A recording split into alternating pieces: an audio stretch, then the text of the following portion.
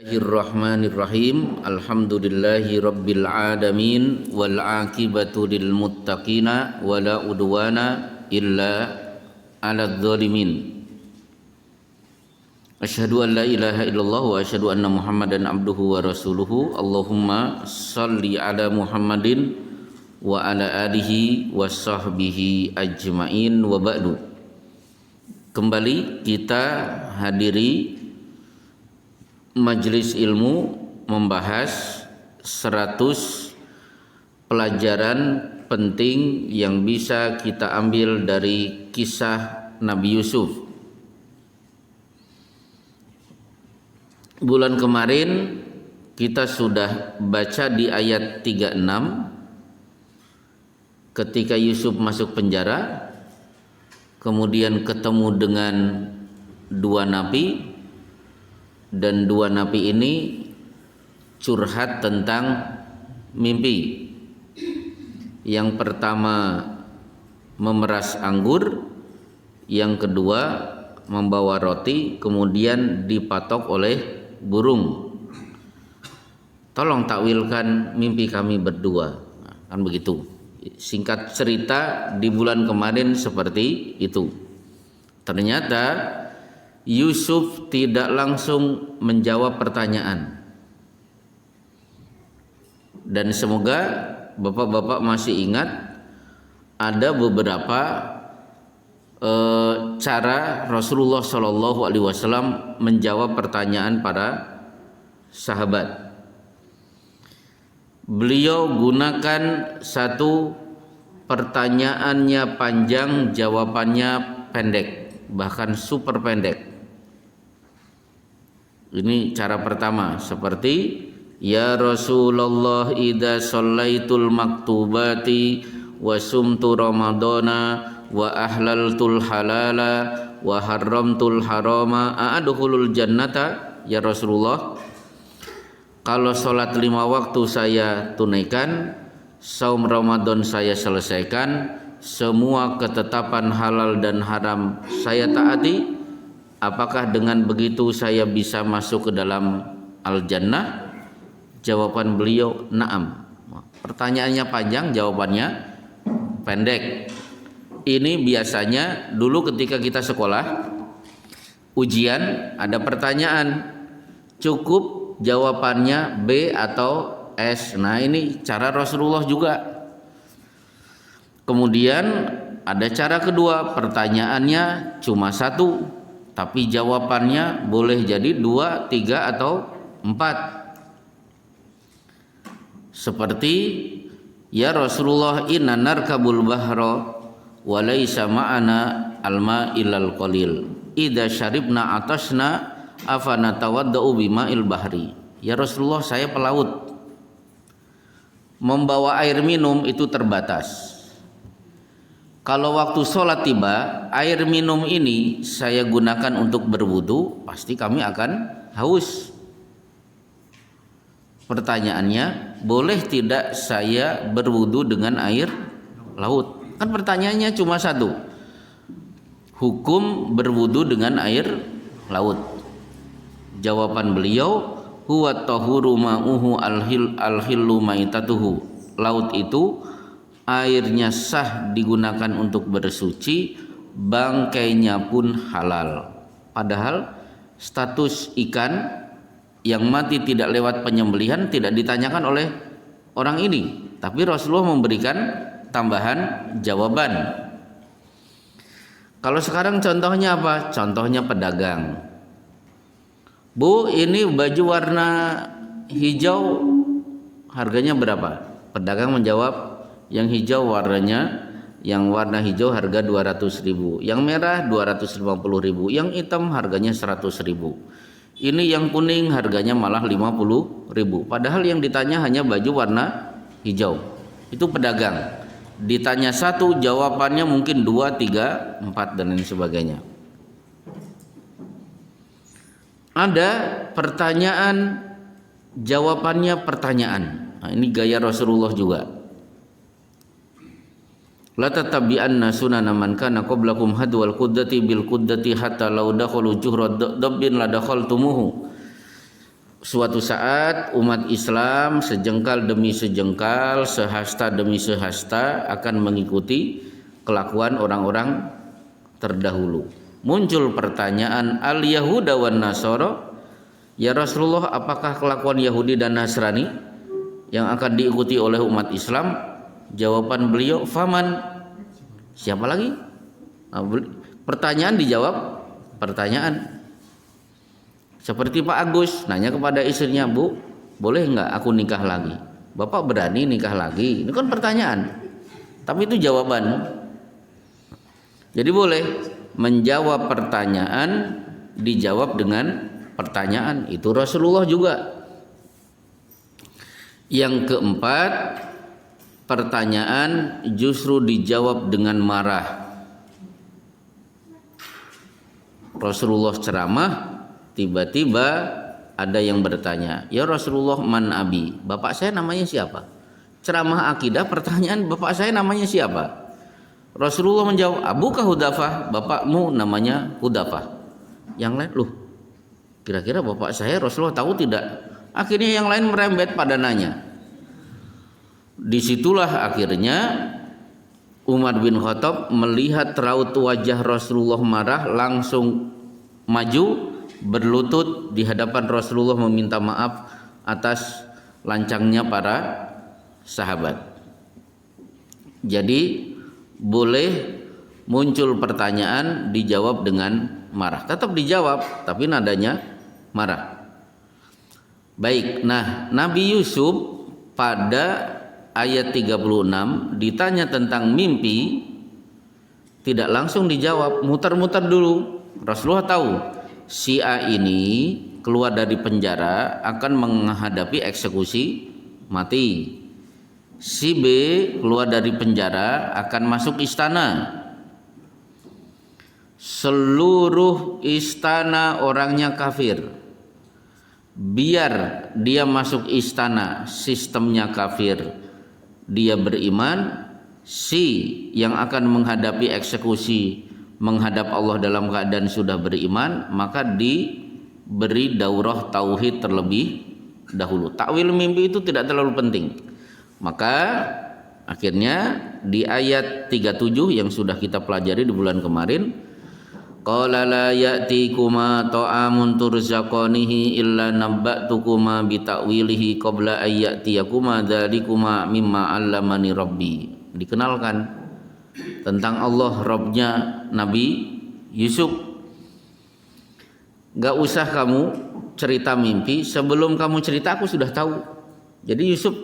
Jadi dua orang itu bermimpi, yang satu memeras anggur, yang kedua adalah membawa roti di patuk burung. Kamu gak usah cerita, aku udah tahu.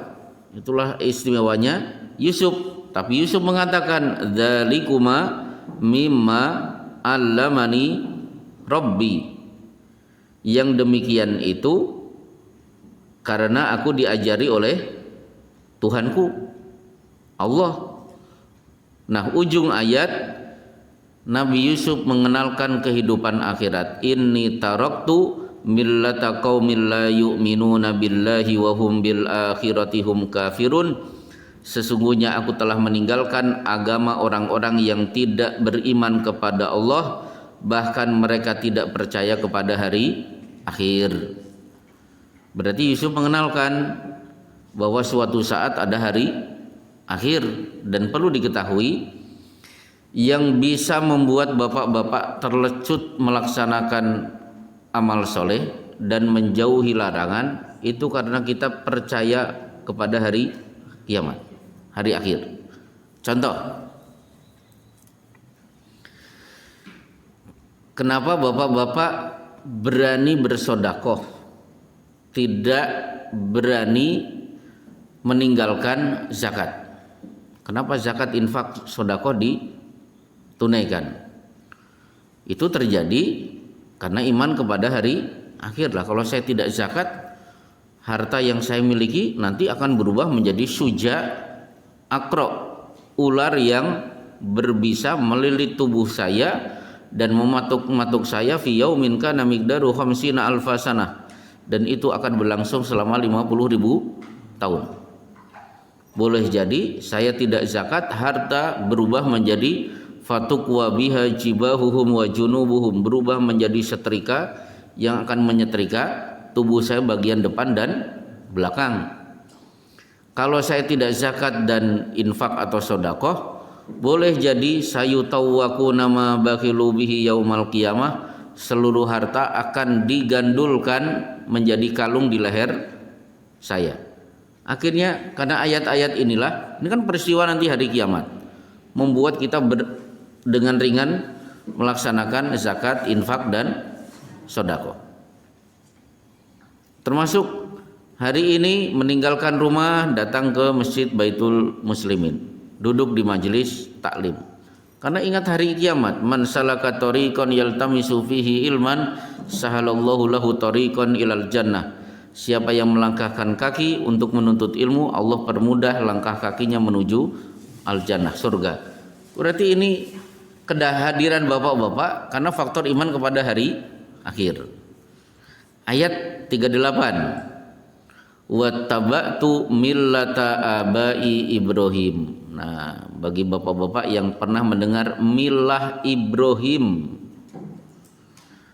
Nah, milah Ibrahim itu apa? Nah, ini maka nalana an nusyrika billahi min syai', tidak pantas bagi kami berbuat syirik sesuatu pun dengan Allah. Jadi milah Ibrahim adalah prinsip tidak berani berbuat syirik. Dzalika min fadlillah, itulah karunia Allah. Jadi karunia yang sangat besar dari Allah ketika Allah tetapkan kita orang yang mengikuti milah Ibrahim. Ujung ayat walakinna aktsaron nasi la yashkurun, kebanyakan manusia tidak bersyukur. Nah, dari sini ketika ditanya apa itu syukur, berdasarkan ayat ini orang yang bersyukur adalah orang yang bertauhid, tidak berani berbuat syirik. Syukur itu kalau menggunakan hadis ketika Rasulullah sholat tahajud sampai kaki beliau bengkak, afala akunu abdan syakura, apakah saya tidak boleh menjadi hamba yang bersyukur? Berarti bersyukur itu beribadah. Satu bertauhid, dua beribadah. Contoh ibadah itu apa? Tahajud. Kalau tahajud ditunaikan berarti jangankan yang wajib, yang sunnah saja ditunaikan. Ternyata definisi syukur ada di ayat yang lain.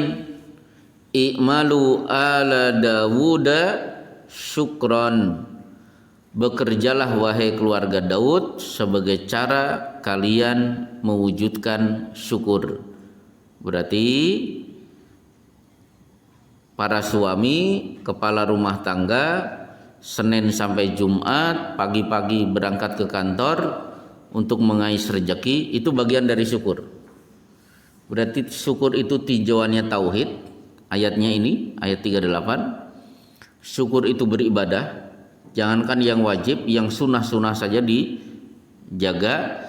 Secara keduniaan orang yang bekerja itu adalah bersyukur. Sehingga kalau khotib marilah kita bersyukur, oh berarti marilah kita bertauhid, marilah kita beramal, marilah kita bekerja. Baik, ayat 39 kita percepat karena mengulangi pelajaran kemarin. Ya sahibaya sijni arbabun mutafarriquna khairun amillahul wahidul qahhar. Wahai kedua penghuni penjara, mana yang lebih baik, Tuhan-Tuhan yang banyak bermacam-macam atau Allah yang Maha Esa? Mana yang lebih baik? Orang percaya Tuhan itu cukup satu, Al-Wahid, atau Tuhan itu harus banyak. Nah, di Indonesia Tuhannya banyak. Petani Tuhannya Dewi Sri, maka mereka memberikan sesajen kepada Dewi Sri.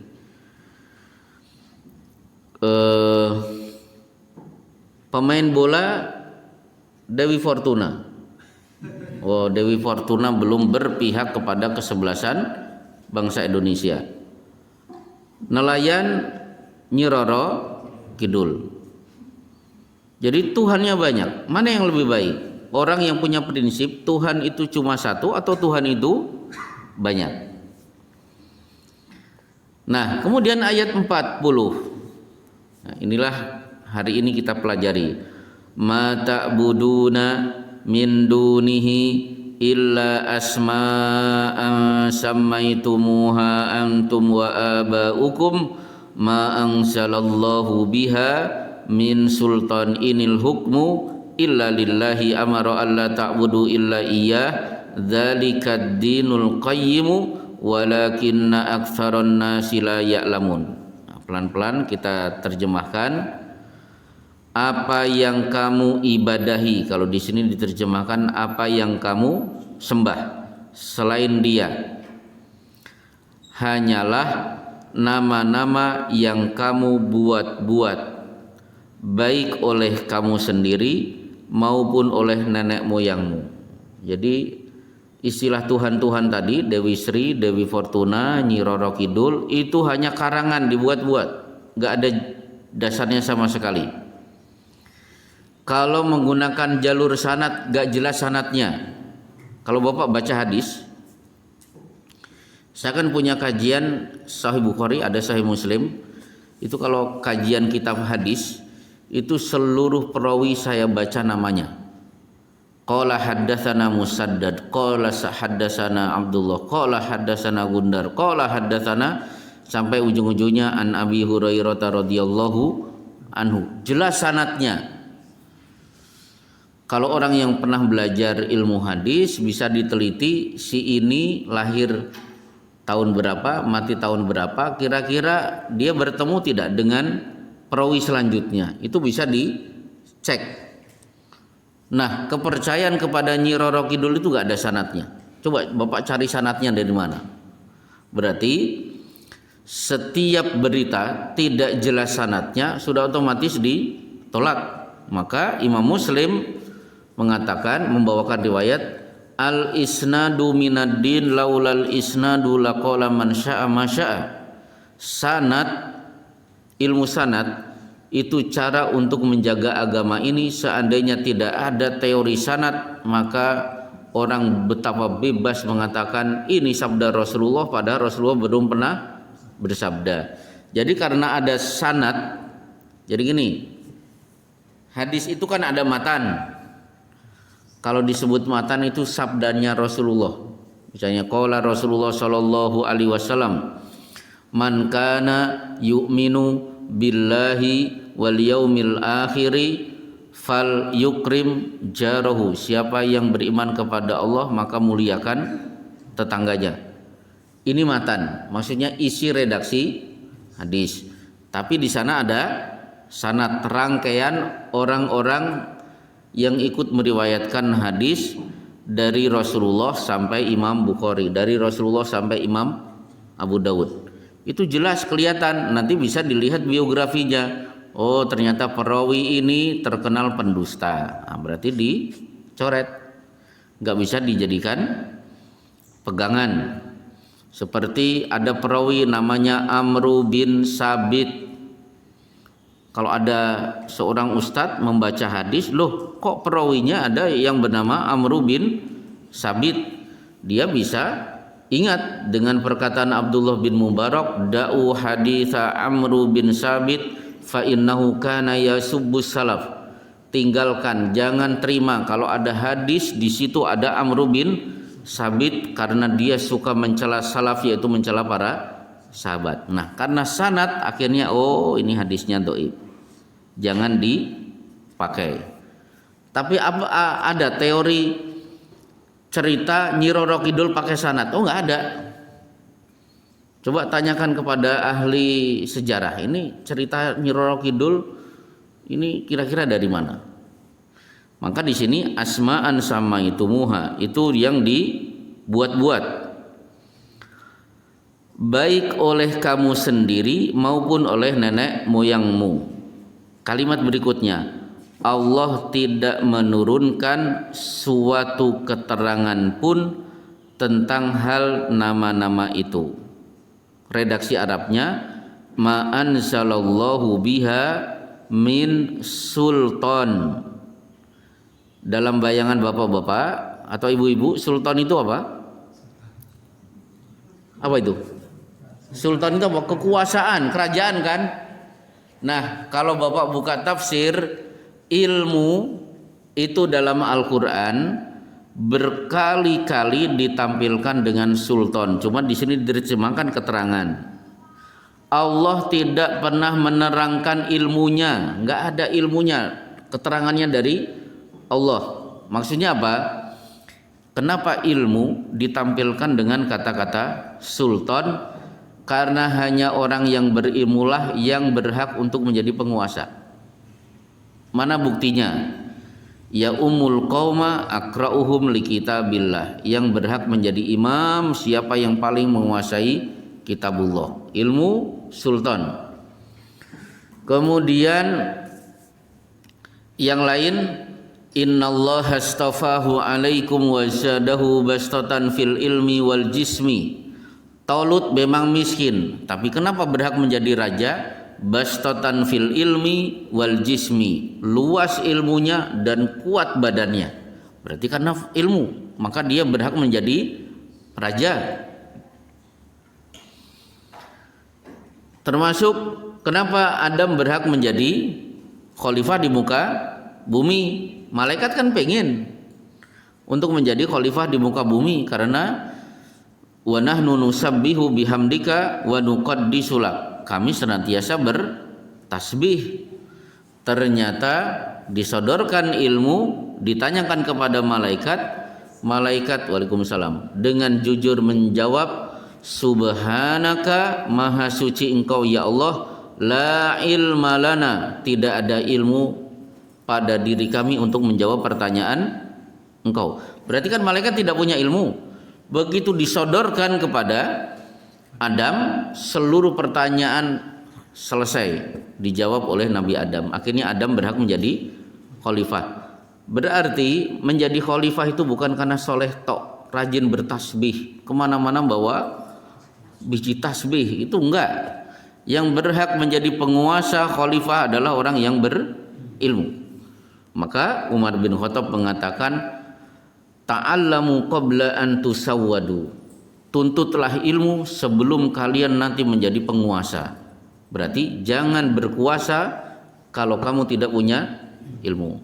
Maka betul di banyak ayat ilmu ditampilkan dengan sultan. Maka boleh bapak-bapak punya anak diberi nama sultan. Maksudnya anak saya pintar. Sultan itu laki-laki, ternyata punya anak perempuan. Biar pintar kasih nama apa? Fatonah. Fatonah dan sultan sama-sama pintar. Silakan Pak Gus, nanti kalau punya anak laki-laki kasih nama sultan. Izin dulu. Bapak berani nikah lagi. Nah, itu tadi. Baik. Inil hukmu illa lillah. Nah, kalimat berikutnya. Di sini terjemahannya, keputusan itu hanya milik Allah. Kalau lebih jelas, al-hukmu itu hukum. Dalam bahasa Arabnya inil itu artinya tidak ada yang lain. Sesungguhnya hak membuat hukum hanya milik Allah. Ini tauhid, harus kita pahami. Yang berhak membuat hukum di bumi ini adalah Allah, bukan manusia. Seperti begini, Honda mengeluarkan motor. Siapa yang beli motor baru otomatis akan diberi buku petunjuk, kan begitu. Oh, ternyata cara memanaskan begini, cara merawat motor seperti ini dan lain sebagainya. Berarti Honda yang bikin, Honda yang membuat peraturan. Nah, Allah yang menciptakan dunia, maka yang berhak mengatur dunia ini hanya Allah. Manusia hanya tunduk kepada aturan Allah. Maka di sini inil hukmu illa lillah. Kalimat berikutnya, amara alla ta'budu illa iyyah. Allah memerintah agar kalian tidak beribadah kecuali kepada Dia. Berarti taat kepada hukum itu bagian dari ibadah. Siapa yang membuat hukum selain Allah berarti dia beribadah kepada selain Allah. Syirik tidak hanya identik dengan datangnya seseorang kepada dukun atau minta-minta kepada kuburan. Dzalikad dinu al-qayyim. Itulah din. Di sini diterjemahkan agama. Berarti hukum itu din. Maka hukum undang-undang yang berasal dari Belanda, KUHP, pencuri hukumannya sekian, pembunuh sekian, itu din. Jadi din itu tidak hanya agama. Nanti Bapak akan ketemu di surat Yusuf, din itu adalah undang-undang. Nanti akan ketemu di ayat 70-an. Berarti apakah KUHP itu agama? Iya, ayatnya ini, din. Walakinna aktsarun nasi la ya'lamun. Kebanyakan manusia tidak mengetahui. Begitu daurah tauhid sudah selesai, nah inilah 41 takwil baru diberikan. Ya sahibai sijni amma ahadukuma fayaski rabbahu khamra wa ammal akharu fayuslabu fatakulu tayru min ra'sih qudiyal amrul ladzi fihi tastaftiyan. Wahai kedua penghuni penjara, salah seorang di antara kamu akan bertugas menyediakan minum khamar bagi tuannya. Maksudnya kamu akan bekerja di istana seksi konsumsi untuk raja. Minuman raja adalah khamar. Yang kedua, adapun yang seorang lagi, dia akan disalib, lalu burung memakan sebagian kepalanya. Telah terjawab perkara yang kamu tanyakan kepadaku. Berarti orang ini yang pertama keluar dari penjara akan hidup, punya kedudukan di istana, seksi konsumsi. Dia hidup di institusi yang kafir tapi sudah dibekali tauhid. Nah, yang kedua, dia akan mati disalib tapi dia sudah mengenal Allah dengan baik, berarti husnul khotimah. Berarti apa? Menjawab pertanyaan itu terkadang harus diberi mukadimah dengan sesuatu yang penting. Karena jawaban dari Yusuf, seandainya kamu nanti keluar dari istana akan menjadi seksi konsumsi, kamu akan keluar menghadapi eksekusi mati. Kalau cuma itu nggak penting. Yang lebih penting gimana caranya keluar dari penjara kalian sudah mengenal Allah dengan baik, supaya kamu hidup mulia di istana tapi mengenal Allah. Kamu mati, yang kedua kamu juga mengenal Allah sehingga mati dalam keadaan husnul khotimah. Belok sedikit mengenai husnul khotimah. Jadi begini, Imam Ibnu Katsir itu memberikan definisi mati husnul khotimah itu apa? Kata beliau, man asya ala syai'in mata alaihi. Siapa yang hidupnya di atas sesuatu, maka dia akan mati di atas sesuatu itu. Bahasa yang lebih mudah, orang itu akan mati sesuai dengan kebiasaan harian. Kalau belum paham juga saya kasih contoh. Bapak kenal Syekh Al-Maghmasi, ulama pengisi kajian di Masjid Quba. Semoga ibu-ibu yang pernah umrah ingat Masjid Quba, karena setiap jamaah haji atau umrah pasti mengunjungi Masjid Quba. Nah, kalau sempat sholat maghrib, nah, di situ ada penceramah namanya Syekh Al-Maghmasi. Beliau pernah berceramah di Masjid Nabawi, itu ada bapak-bapak buta huruf. Sholat 5 waktu selalu di Masjid Nabawi. Begitu masuk, sholat tahiyatul masjid. Setelah itu apa kebiasaannya? Mencari orang yang sedang duduk nganggur didekati, begitu didekati, Iqra alayyal Quran. Mas, tolong bacakan Quran kepada saya. Anda baca, saya akan menyimak. Dia buta huruf, makanya tidak bisa baca Quran.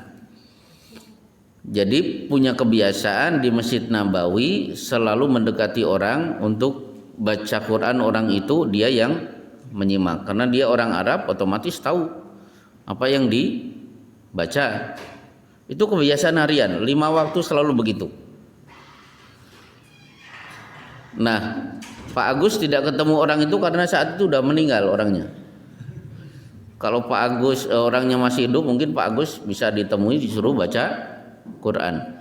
Ternyata yang baca Quran ketemu ayat sajadah, otomatis kan dia sujud, dan disunahkan orang yang mendengar juga ikut sujud. Begitu sujud selesai, bacaan sujud as-sajadah apa? Sajadah wajhiyah lilladzi khalaqahu wa syaqqa sam'uhu wa basarahu bihaulihi wa quwwatihi, dan boleh membaca subhana rabbil a'la sebagaimana bacaan sujud. Sujud selesai, yang membaca mengangkat kepala, ternyata orang itu masih sujud. Dikira sujudnya khusyuk, ternyata nggak bangun-bangun, ternyata meninggal dunia. Berarti dia dimatikan sesuai dengan kebiasaan. Nah, kalau Bapak punya kebiasaan nonton Liga Italia, jangan-jangan matinya sedang nonton Liga Italia, kesebelasan idolanya kalah, akhirnya kena serangan jantung. Hati-hati. Gitu ya. Nonton bola itu tidak haram. Tolong camkan, tolong digarisbawahi, nonton bola itu tidak haram. Secara fikih nggak ada dalil yang mengharamkan, cuma efek-efeknya saja. Tinju juga tidak haram kalau sekedar nonton, ya cuma efek-efeknya saja, sama dengan nonton bola. Ketika saya ditanya tentang mendengar lagu pop dan lain sebagainya, saya tidak pakai dalil. Kira-kira Bapak kalau sedang mendengar lagunya Krisdayanti manggut-manggut terus meninggal, itu rasanya gimana? Gitu aja. Jadi orang akan mati sesuai dengan kebiasaan.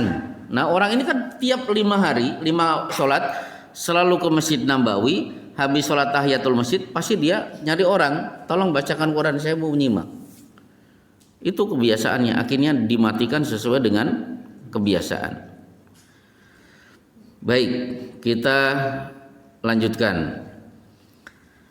Masih ayat 41, berarti dia seksi konsumsi. Nah, di kitab Riyadhus Shalihin nanti kita akan ketemu hadis sakil qaumi akhiruhum surbatan, seksi konsumsi terakhir yang makan dan minum.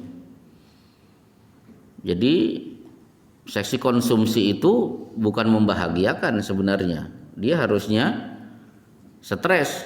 Udah ada makanan di depan mata, ternyata saya makan paling akhir. Kenyataannya kan seksi konsumsi, cicip sana, cicip sini, jadi konsumsi belum keluar dia sudah kenyang. Berarti orang ini seksi konsumsi, yang disodorkan adalah khamr.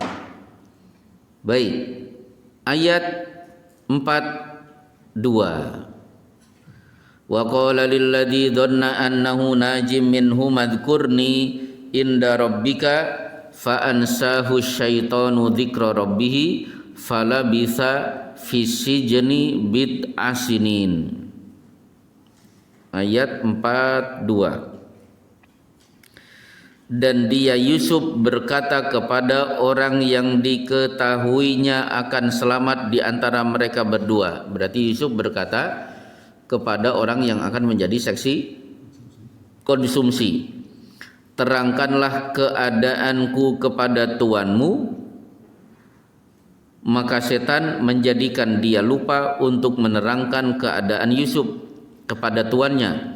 Karena itu dia Yusuf tetap dalam penjara beberapa tahun lamanya. Berarti Yusuf tahu orang ini akan bebas, dekat dengan raja. Dalam bayangan Yusuf, tolong ceritakan kepada raja, saya punya teman di sel, pandai mentakwil mimpi. Siapa tahu raja tertarik, akhirnya aku juga dibebaskan. Ternyata orang ini lupa. Begitu keluar, sudah masuk istana, dia lupa. Saya beri contoh lah, karena dulu saya mengisi pengajian di penjara 3 tahun. Banyak pelajaran saya ketika ngisi di penjara. Salah satunya adalah girangnya napi kalau hari itu bebas. Jadi girang luar biasa. Saya beri contoh. Ada napi bebas, ketika keluarkan keluarganya sudah nunggu di situ. Biasanya kan langsung peluk-pelukan. Saya biasa melihat napi peluk-pelukan ketika keluar. Ternyata saking bahagianya dia bebas, sementara dia ingat pelajaran yang saya sampaikan. Kalau mendapatkan nikmat yang besar, sujud syukur. Dia sujud syukur lama, akhirnya yang keluarga kesal, ini kapan berdirinya, kita sudah pengen peluk-pelukan. Itulah orang yang keluar dari penjara saking senangnya, kadang-kadang ada hal-hal yang dia lupakan. Jadi orang ini saking senang keluar dari penjara, pesan Yusuf tidak disampaikan kepada raja. Akhirnya apa? Beberapa tahun lamanya di sini menggunakan kata bid'ah. Bid'ah itu dalam bahasa Arab angka 3 sampai 9. Berarti Yusuf setelah itu kira-kira antara jarak 3 sampai 9 tahun baru temannya ingat. Nah, sekarang kita bahas tentang lupa, an-nisyan.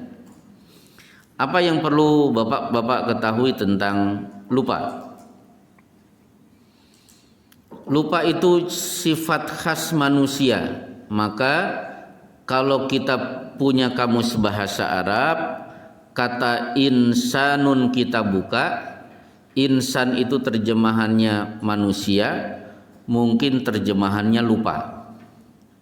Jadi ada satu kata punya 2 makna. Insanun mungkin artinya manusia, mungkin artinya lupa. Maka para ulama mengatakan summiyal insanu linisyanihi. Kita itu disebut insan karena punya peluang lupa. Coba saya tanya Pak Agus, berapa kali dalam seumur hidup pernah lupa? Jawabannya lupa apa sih? Lupa berapa kali saya lupa. Nah, itu manusia. Baik, jangankan kita, Rasulullah Shallallahu Alaihi Wasallam beberapa kali mengalami lupa, dan itu kaitannya dengan ibadah. 1, sholat duhur pernah 5 rakaat. Yang kedua, pernah sholat duhur tidak duduk at-tahiyat. 3, pernah sholat asar cuma 2 rakaat. Itu di Bulughul Maram di bab sujud sahwi. Keempat, Rasulullah pernah lupa belum membayar zakat. Ada di kitab Riyadhus Shalihin. Zakartu tibron indana fa amartu ahadan bikismati. Aku ingat lupa potongan emas sebelum aku keluarkan zakatnya.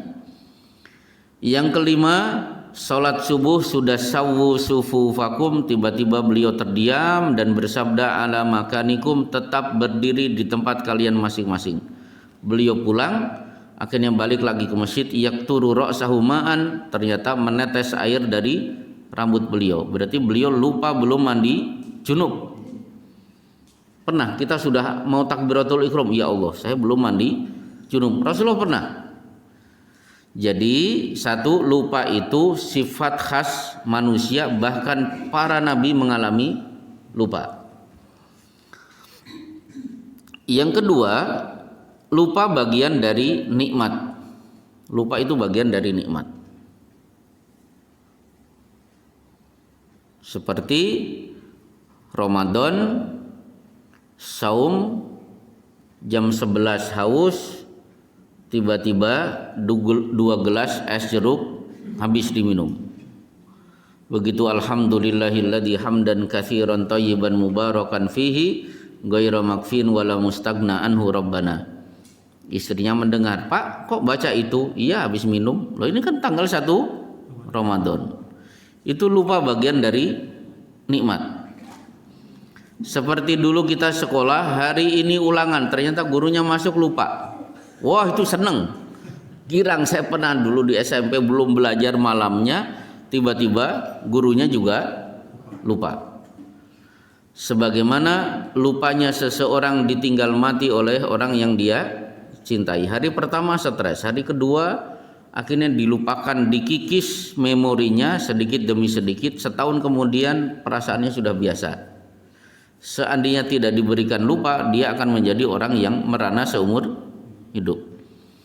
Sebagaimana lupanya si Budi dan si Iwan, anak kecil, jewer-jeweran, akhirnya pulang dalam keadaan menangis, 15 menit kemudian sudah main lagi.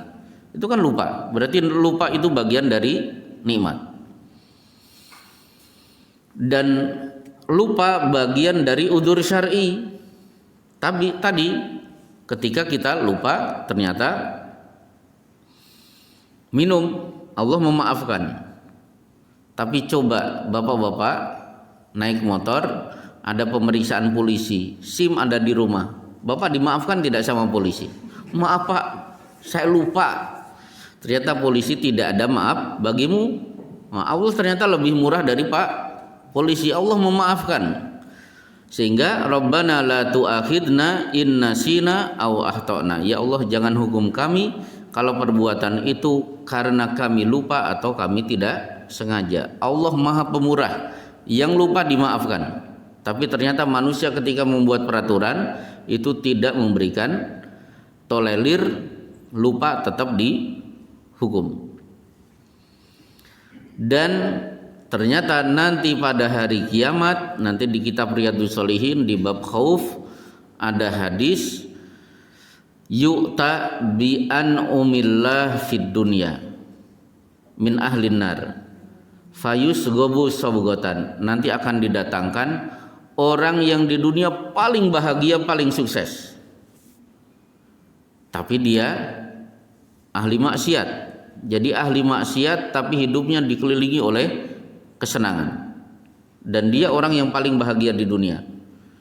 Begitu dicelupkan sekali ke neraka, waalaikumsalam, dia akan ditanya oleh Allah, hal marra bika naimun qad, masih ingat kamu dulu hidup dikelilingi oleh nikmat?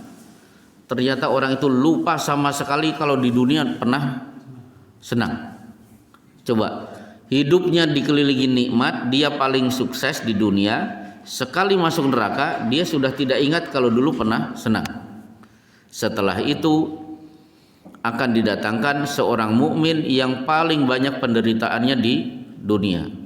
Fayusghabu fil jannati sabghatan, baru sekali masuk, kakinya melangkah masuk, ditanya, masih ingat dulu kamu menderita sakit, dibenci, dicaci maki? Ternyata dia lupa kalau dulu pernah menderita.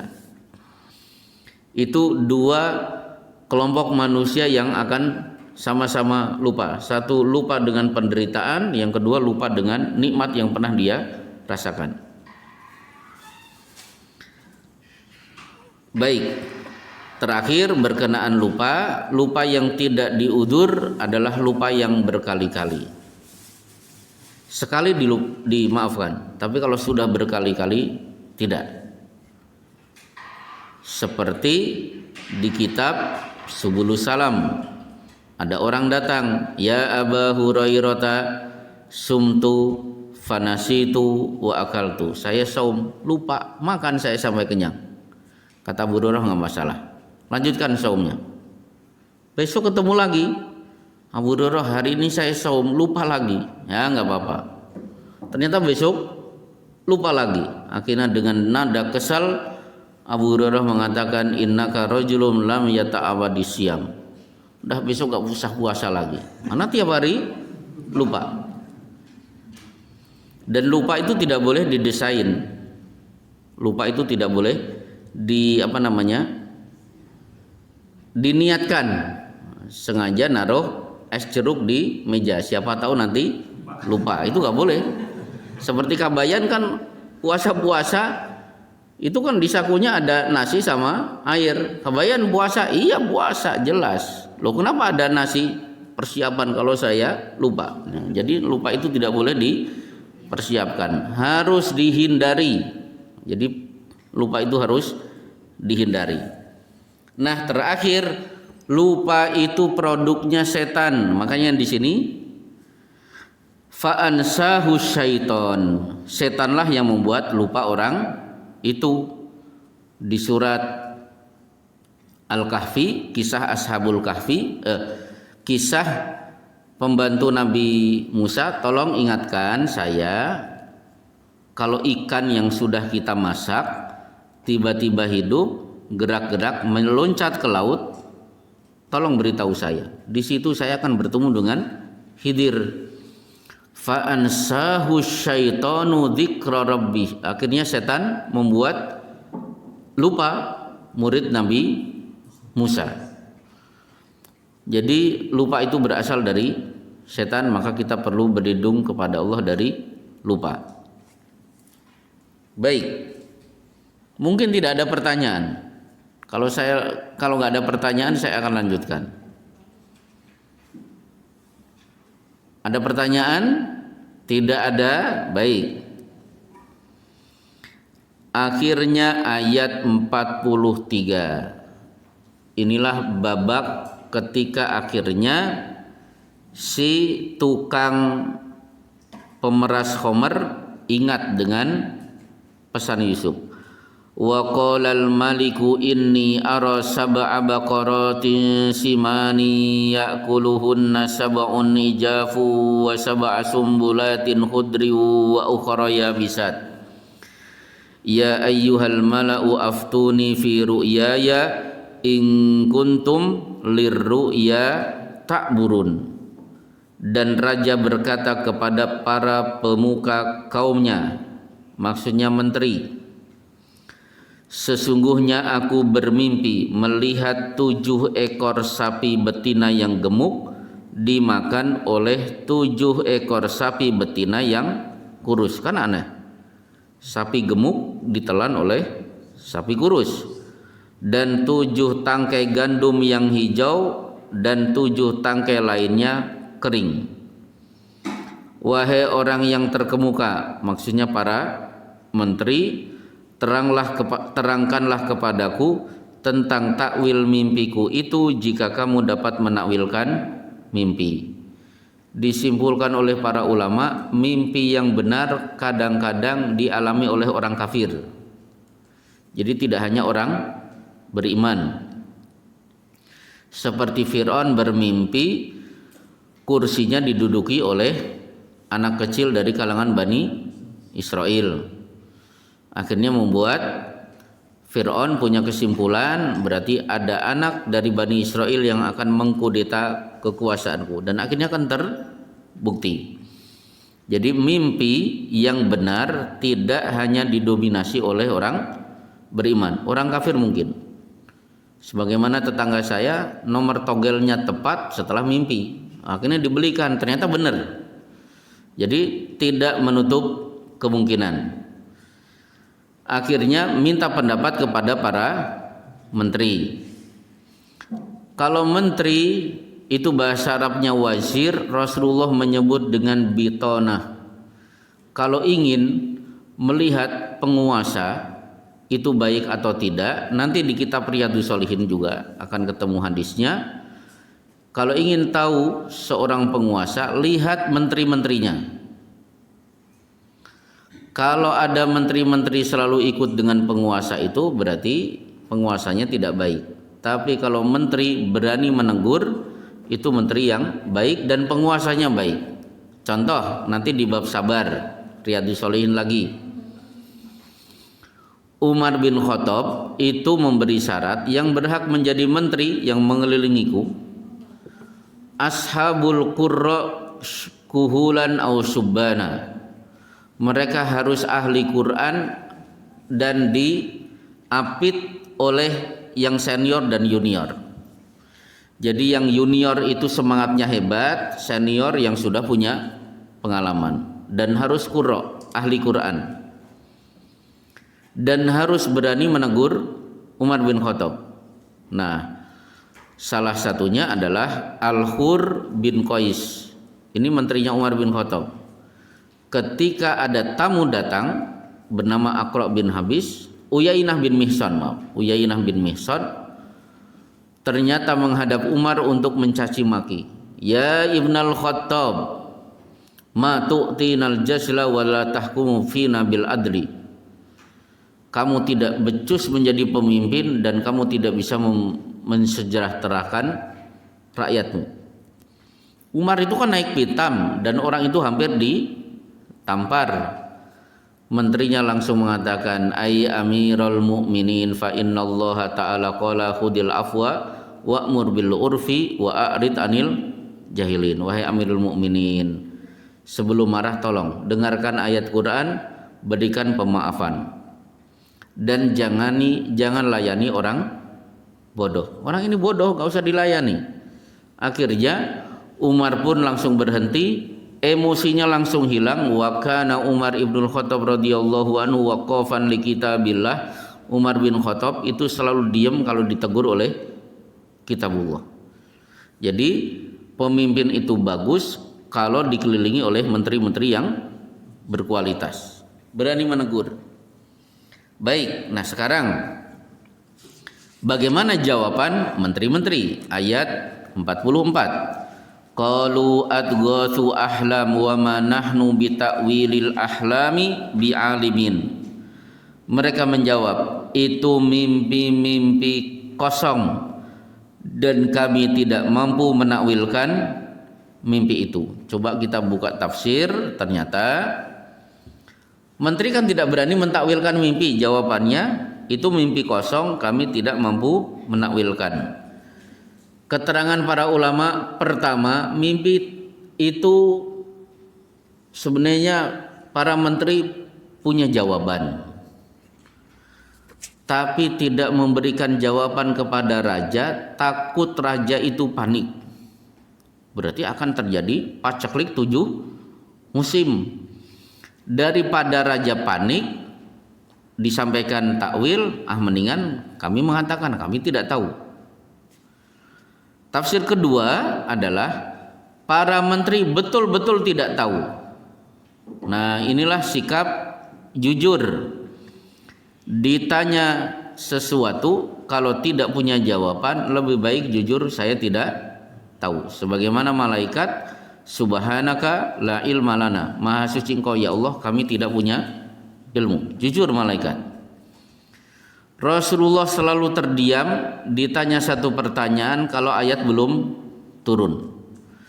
Dikelilingi para sahabat, malaikat datang menjelma sebagai sosok laki-laki. Rasulullah ditanya, tidak punya jawaban, dengan jujur, mal mas'ulu anhu bi'a'lama minasail. Yang ditanya tidak lebih tahu daripada yang bertanya. Dan Rasulullah tidak takut kredibilitas beliau jatuh di hadapan para sahabat. Mosok ditanya tidak bisa menjawab. Imam Ahmad disodorkan 40 pertanyaan. Semua la adri, saya tidak tahu. Ma daroita, kamu menjawab tidak tahu. Naam, ablik man waro'aka anila adri. Betul, saya tidak tahu, dan sampaikan kepada orang-orang yang ada di negerimu. Imam Ahmad menjawab, saya tidak tahu. Jadi lebih baik menjawab tidak tahu daripada memaksakan diri untuk memberikan jawaban. Kalau Bapak baca di kitab I'lamul Muwaqqi'in, Ibnul Qayyim Al-Jauziyah menyebut kalau ada pertanyaan dan dia berani menjawab, dia tidak perhitungkan, yang penting saya jawab, itu tidak disebut syarik tapi surrok. Syarik itu pencuri, surrok itu di atasnya pencuri. Terjemahannya apa? Perampok. Ya, mungkin begal. Jadi syarikun itu pencuri, surrok pakai tanwin, berarti dia lebih pencuri. Itu lebih jahat daripada kejahatan pencurian. Berarti para ustadz itu bisa saja dia jauh lebih jahat dari pencuri kalau terlalu ceroboh. Satu pertanyaan belum punya jawaban, dia sudah berani memberikan jawaban. Selesai sampai ayat 44. Ada pertanyaan, saya persilahkan. Materi bebas. Masih ada waktu 10 menit. 1. Jika bekerja di konsultan pajak atau di PPA ini, yang dimana konsumennya itu ada yang dari bank konvensional, apakah gaji orang itu halal tidak ya? Sekarang pajak dulu. Berarti dalam Islam tidak dikenal pajak. Jadi gini,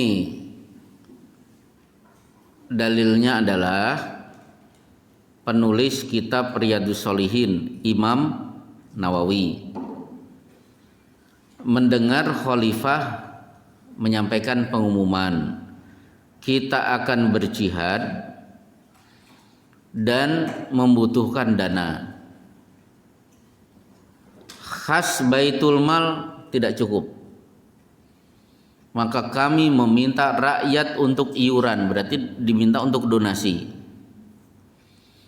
Seluruh ulama memberikan tanda tangan, setuju rakyat diminta untuk ikut donasi karena khas Baitul Mal tidak cukup. Ternyata satu-satunya yang tidak mau tanda tangan Imam Nawawi. Khalifah bingung, ini kenapa ini? Bukan khalifah, gubernur. Ternyata Imam Nawawi punya argumentasi, saya tidak akan ikut berfatwa, setuju menandatangani fatwa itu kecuali khalifah sudah membebaskan dan menjual budak-budaknya. Kan saat itu gubernur punya ratusan budak. Jual dulu dan beserta beberapa kekayaan. Kalau ternyata itu tidak cukup, masih butuh dana, saya akan menyerukan fatwa, mari kita ikut berinfak. Gubernur akhirnya marah dan kemudian mengusir Imam Nawawi. Akhirnya Imam Nawawi meninggalkan desa Nawa, makanya disebut Imam Nawawi. Namanya Yahya bin Syaraf. Akhirnya para ulama melihat Imam Nawawi diusir, mereka pun siap-siap keluar dari negeri itu. Kami tidak mungkin hidup tanpa Imam Nawawi. Gubernur pun menyesal dan meminta, tolong Imam Nawawi silahkan balik lagi ke desa Nawa. Ternyata Imam Nawawi sudah bersumpah, saya tidak akan kembali ke desa Nawa kecuali gubernur itu sudah mati. Betul. Beberapa hari kemudian gubernurnya meninggal dunia, baru Imam Nawawi mau kembali ke desa Nawa. Itu menunjukkan bahwa rakyat boleh dipungut ketika khas itu tidak ada. Nah, Indonesia itu sebenarnya seperti dosen kita Dr. Umar Ridwan dari Yordania, dalam bayangan beliau Indonesia itu negeri yang super kaya. Begitu datang ke Indonesia karena tugas ngajar di Libya, kaget lihat situasi Jakarta, banyak rumah-rumah kumuh di Cakung, kan begitu. Di Jakarta Utara masih ada yang ngamen. Beliau sebagai orang yang ya secara pendidikan S3, beliau tahu dan mengatakan, kalian kalau hanya mengandalkan hasil hutan, bangsa Indonesia bisa makan gratis tiap hari dengan daging. Kok kenyataannya seperti ini? Nah, jadi dari situ berarti pajak itu sebenarnya tidak benar. Jadi negara hanya boleh minta kepada rakyat untuk mengatasi kekosongan. Kalau sudah teratasi, donasi itu berhenti. Tapi kan ini terus-terusan. Kalau ini di sebuah negara Islam, yang kena pajak hanya orang kafir, dan itu pun pajak kepala. Jadi orang kafir hidup di negara Islam tidak akan kena pajak rumah, kena pajak mobil dan lain sebagainya, cuma kepalanya saja. Tapi Indonesia Masya Allah berlimpah pajak.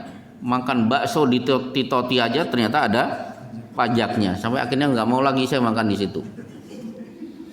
Coba Bapak silakan jajan di bakso Toti, lihat itu apa namanya? Struknya. Ya udah mahal. Nah, mendingan di sini ini warung apa nih? Ada pajaknya nggak? Nggak, udah itu. Nikmat, gabus, Masya Allah. Jadi saya tidak akan menjawab tentang itu profesinya. Pajak itu sudah nggak benar gitu, Bu. Gajinya itu berarti tidak halal dong, Pak, kalau Iya, pokoknya pajak itu nggak benar, kerja di konvensional juga nggak benar, intinya begitu. kalau di IT itu kan tidak Betul, IT. Tapi coba cari yang lain lah. Karena ini urusannya akhirat masalahnya. Urusannya akhirat. Kalau bisa mencari peluang yang lain, ya silahkan. Alhamdulillah Ibu nanyanya ke saya. Coba kalau nanya ke Ustadz Erwandi Tarmidi, wah langsung ketok palu. Tiada maaf bagimu. Kenal Ustadz Erwandi Tarmidi?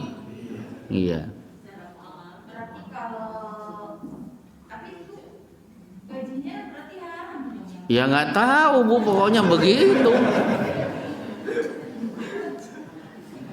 Taruhlah itu halal, seandainya halal.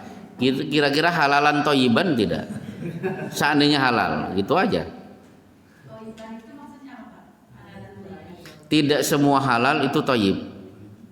Tidak semua ada. Tidak semua halal itu toyib. Contoh rokok seandainya halal, kata saudara-saudara kita dari Nahdlatul Ulama. Kira-kira ada efeknya tidak? Oh ada, ya itulah letaknya tidak toyib. Tembakau Bu, kasihkan ke kambing nggak akan dimakan. Ibu memelihara kambing, kasih rumput dimakan, tembakau nggak dimakan. Itu kambing. Sama manusia dimakan. Gimana? Kelihatannya Ibu masih bingung, tapi memang orang bingung itu bagus juga. Reaksi bagus itu kalau diberi jawaban bingung. Ada yang lain, silahkan. Ya. Saya mau tanya tentang Wih. amalan-amalan sunnah di hari Jumat. Oh, hari Jumat. Yang Bapak problemkan apa?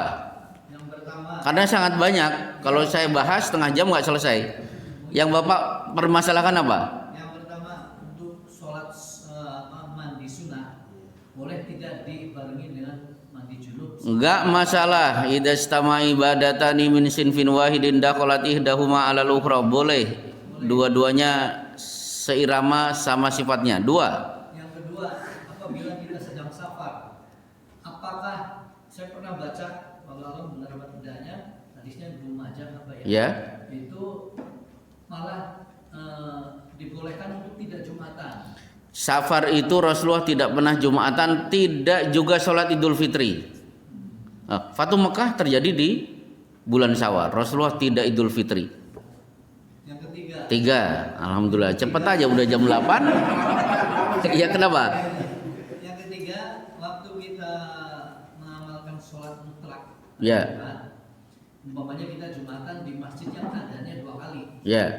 Pada saat adzan 1 kali, ini kita tetap melaksanakan sholat mutlak atau berhenti atau kemudian berdoa atau tetap menunggu Iya. naik. Adzan 2 kali itu yang benar. Adzan pertama sebelum masuk waktu duhur. Jadi kira-kira jam 11 siang, harusnya begitu. Dan adzan yang pertama tidak dikumandangkan di masjid tapi di pasar. Saya setuju adzan 2 kali seperti di misalnya pusat-pusat keramaian, tapi adzannya tidak di masjid, di pasar. Itu pun adzan pertama jam 11. Kira-kira begitu.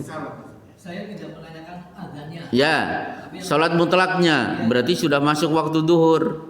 Udah, the end. Selesai. Berarti waktu merekam apa namanya? Adzan memandangkan adzan pertama, saya udah selesai aja. Gitu. Selesai. Alhamdulillah. Wassallallahu ala Muhammad wa ala alihi wa sahbihi ajmain. Subhanaka Allahumma wa bihamdika asyhadu an la ilaha illa anta